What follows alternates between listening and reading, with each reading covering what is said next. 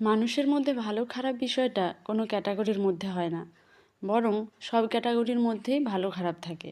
যেমন কেউ কেউ বলে বলে শোনা যায় যে গরিবরা ভালো হয় বা ধনীরা খারাপ হয়, সেরকম না।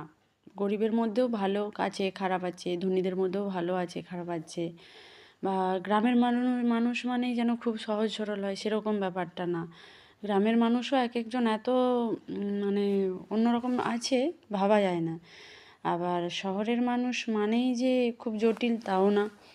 তো গ্রামেও সহজ সরল মানুষও আছে, জটিল টাইপের মানুষও আছে। শহরেও তাই, ভালো টাইপের মানুষ আছে, খারাপ মানুষ আছে, সহজ সরল মানুষ আছে, আবার জটিল টাইপের মানুষও আছে। এরকম মানুষ এমন এক মানে বিচিত্রভাবে আছে যে ক্যাটা সমস্ত ক্যাটাগরির মধ্যে ভালো খারাপ মিশেই আছে। এবারে হ্যাঁ, প্রত্যেকটা মানুষের ক্ষেত্রে আবার সে কী পরিবেশটা পাবে, সেই পরিবেশে কতটা ভালো মানুষ পাবে বা কতটা খারাপ মানুষজনের মধ্যে যে থাকবে, একদম টোটালি ভাগ্যের ব্যাপার, একদম আনপ্রেডিক্টেবল।